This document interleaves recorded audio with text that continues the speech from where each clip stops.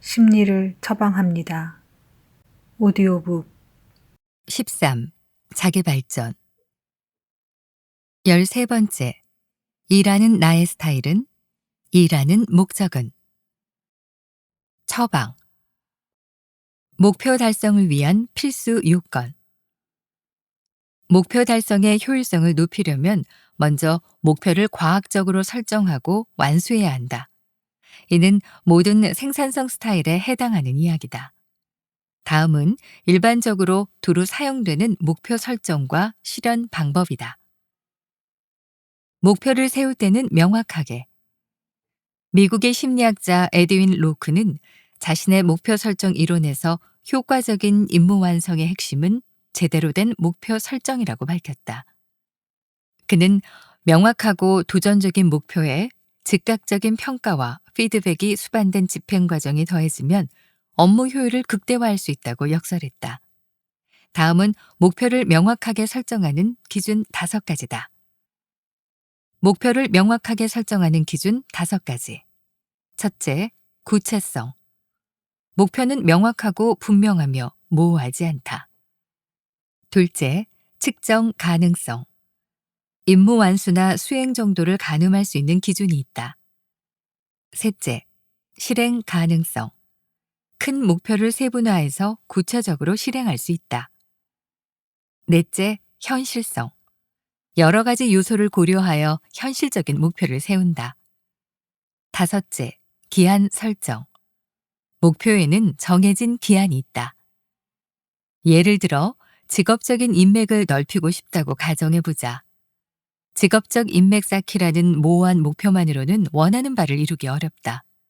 먼저 어떤 분야에서 인맥을 쌓고 싶은지 정하고 목표 달성 여부를 측정할 기준을 세운다. 예를 들면 6개월 안에 2명 사귀기 등. 그런 후에 목표 달성을 위한 구체적인 방법을 생각한다. 예를 들면 관련 분야 모임에 매달 서너 차례 이상 참석하여 모임마다 최소 2사람 이상 사귀기 등. 목표를 성공적으로 실행하려면 제대로 된 목표를 세웠다면 이제 실행할 차례다. 에드윈 로크는 실행의 성공을 좌우하는 요소로 다음 3가지를 제시했다. 실행의 성공을 좌우하는 요소 3가지. 첫째, 목표 달성의 중요도. 목표가 중요할수록 결과에 대한 기대가 클수록 실행을 성공할 가능성이 높다. 둘째, 자기 효능감. 스스로 목표를 달성할 수 있다는 신념이 얼마나 강하느냐에 따라 성공 여부가 갈릴 수도 있다. 한 연구에 따르면 미래의 자신을 신뢰할수록 임무 수행 과정에서의 성과도 높아진다. 셋째, 목표 달성에 대한 약속. 자기 자신에게만 아니라 타인에게도 목표를 달성하겠다고 약속한다. 이번 임무를 달성하지 못하면 아무개에게 1달 동안 밥을 산다는 식의 조건을 정하는 것도 좋은 방법이다. 목표 달성을 성공적으로 실행하는 방법. 다음은 성공적인 목표 달성에 도움이 될 만한 기상천외한 팁 3가지를 정리한 것이다.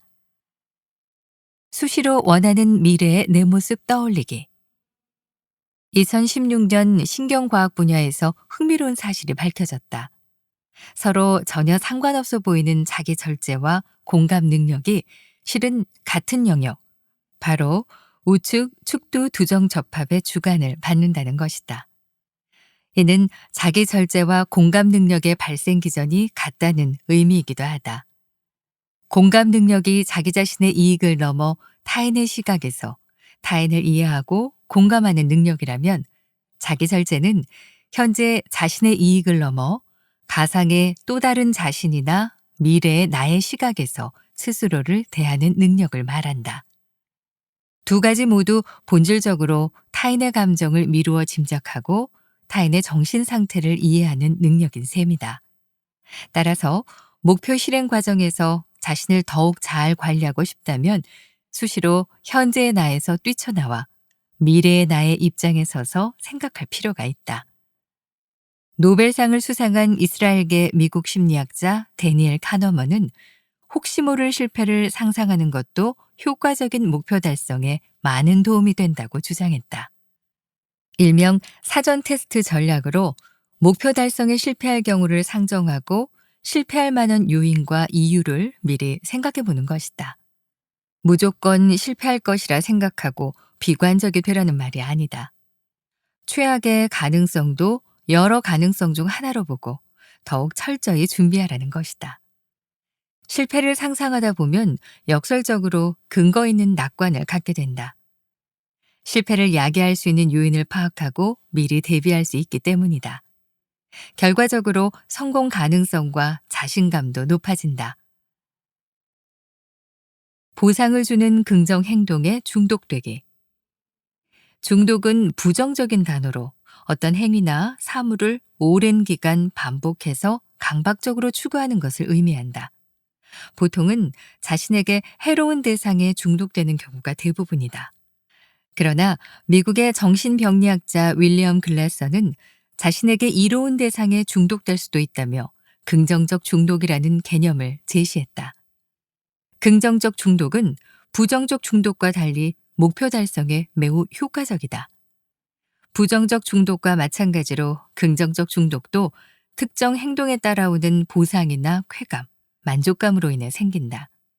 다른 점이라면 중독이라고 해도 자신을 통제하지 못하거나 생활이 안 될 정도로 빠지지 않는다는 것이다.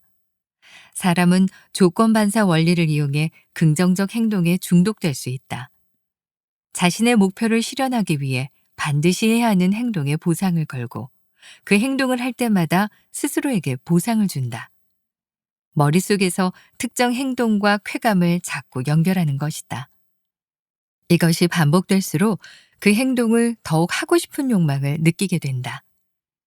다이어트를 위해 시작한 운동을 하루도 거르지 않고 하거나 모종의 목적을 가지고 시작된 독서가 어느새 일상적인 취미가 되는 것 등이 바로 긍정적 중독의 대표적 사례다. 결과와 노력하는 과정 모두 누리기. 목표를 실현하려면 끊임없는 추진 동력이 필요하다. 동기 측면에서 봤을 때 추진 동력은 크게 결과와 과정으로 나눌 수 있다.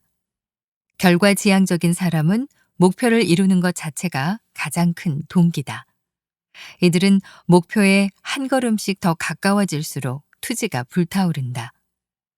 그에 비해 과정 지향적인 사람은 목표를 향해 가는 여정 자체에서 성취감을 얻는다.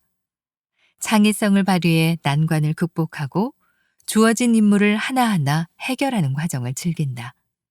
이들에게 최종적 목표 달성은 과정의 부산물일 뿐이다.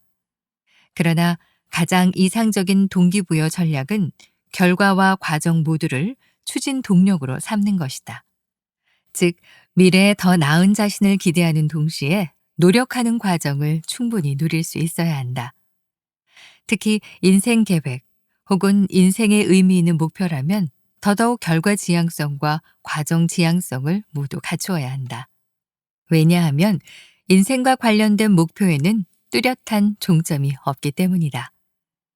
예를 들어 훌륭한 작가가 되는 것이 인생의 목표라고 하자. 물론 좋은 작품을 써야 하겠지만 이는 도중에 지나는 기착지에 불과하다. 이 목표를 이루고 나면 또 다른 목표를 추구해야 한다. 그리고 목표와 목표 사이에는 매일 쉬지 않고 써야 한다는 과정이 놓여 있다. 만약 그 과정을 즐기지 못하면 기뻐하는 시간보다 공허감을 느끼는 시간이 더 많아진다.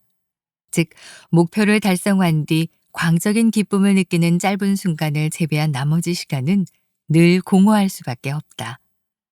따라서 목표를 찾고 나아갈 방향을 찾아야 한다. 그리고 진심으로 즐기면서 목표를 향해 나아갈 수 있는 길을 찾아야 한다. 그러면 인생의 의미와 즐거움이 저절로 뒤따라올 것이다. 당신이 미래에 어떤 사람이 되고 싶은지, 또 어떤 삶을 살고 있는지 상상한다. 그런 뒤 자신에게 어떤 목표가 중요한지 생각하고 우선순위를 정한다. 목표를 세세하게 분야하고 구체적인 임무를 설정하는 등 계획을 세우고 최선을 다해 실행한다. 이와 동시에 주변인과 우호적인 관계를 유지하여 이 길을 가는 동안 언제나 곁에 동행자가 있도록 한다. 이러한 상태야말로 효과적으로 목표를 달성하고 효율적인 인생을 달성할 수 있는 가장 이상적인 상태다.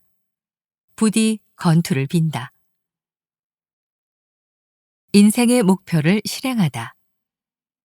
목표를 세세하게 분해하고 우선순위를 정한다.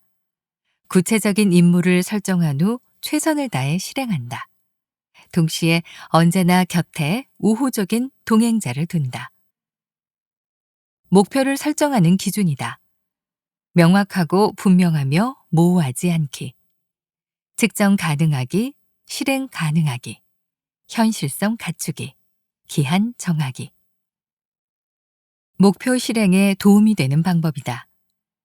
수시로 원하는 미래의 내 모습 떠올리기. 보상을 주는 긍정 행동에 중독되기.